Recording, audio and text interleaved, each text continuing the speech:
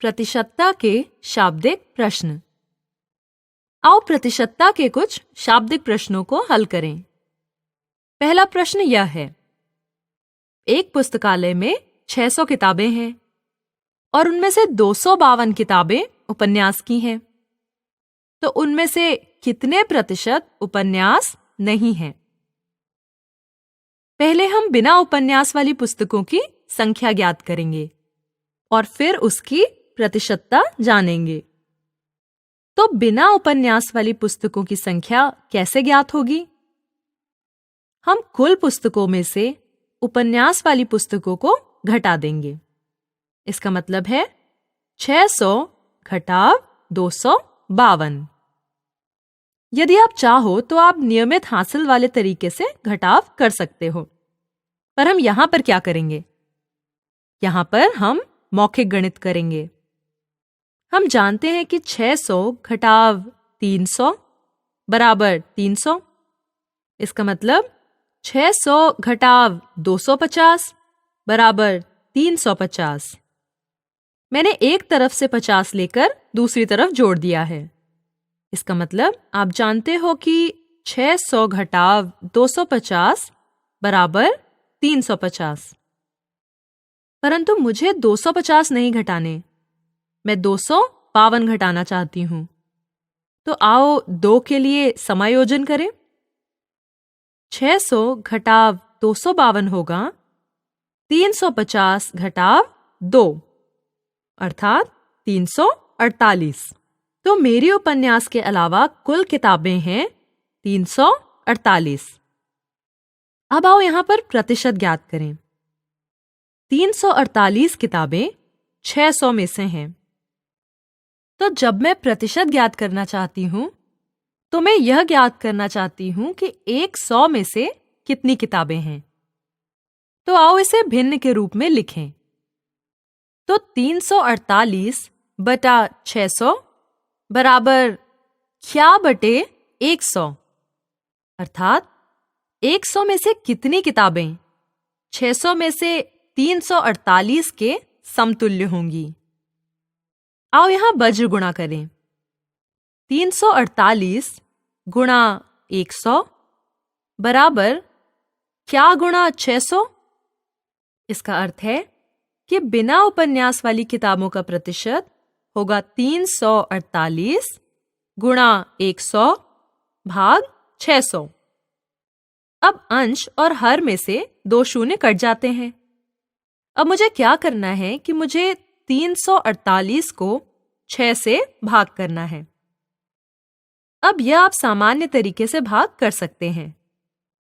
आप 348 को 6 से भाग कर सकते हैं। 6 5 बार 30 और शेष 4, और तब 6 8 बार 48 और शेष 0। तो आपका उत्तर है 58।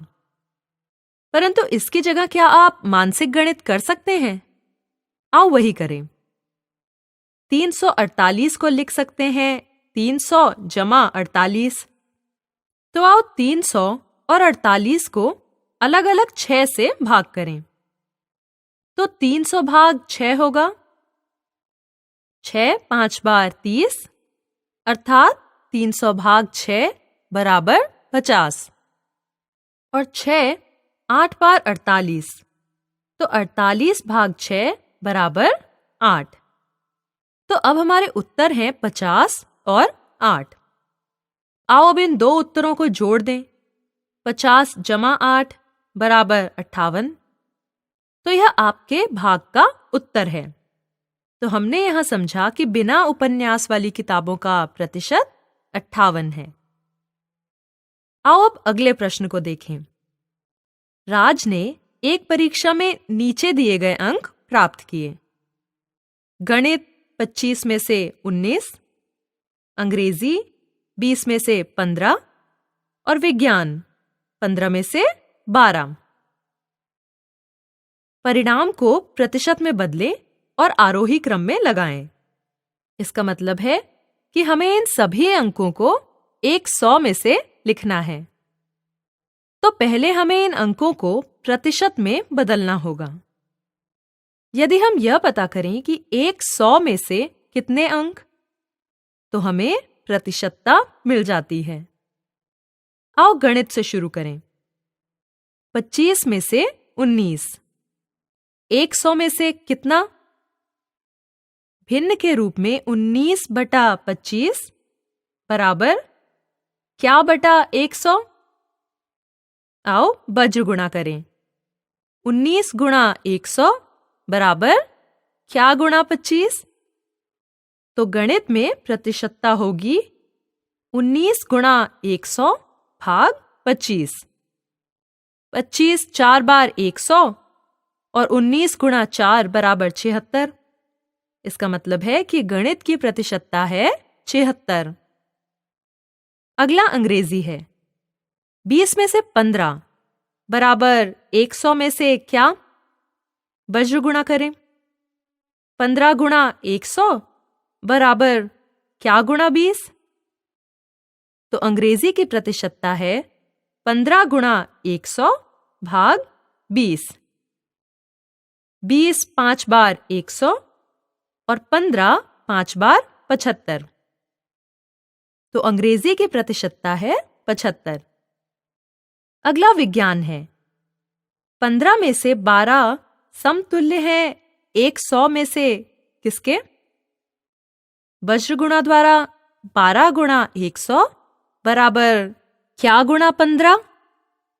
तो विज्ञान में प्रतिशतता होगी 12 गुणा 100 भाग 15।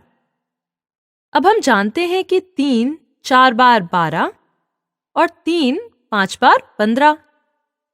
अब 100 5 से विभाज्य है। 20 5 बार 100। तो उत्तर है 20 गुणा 4, 20 4 बार 80, अर्थात विज्ञान में 80%। तो यदि आप इन सभी प्रतिशतों को देखें, 76, 75 और 80, और इसे आरोही क्रम में लगाएं, तो यह 75% के बाद 76 और 76% के बाद 80% होगा। अर्थात पहले अंग्रेजी, फिर गणित और उसके बाद विज्ञान होगा।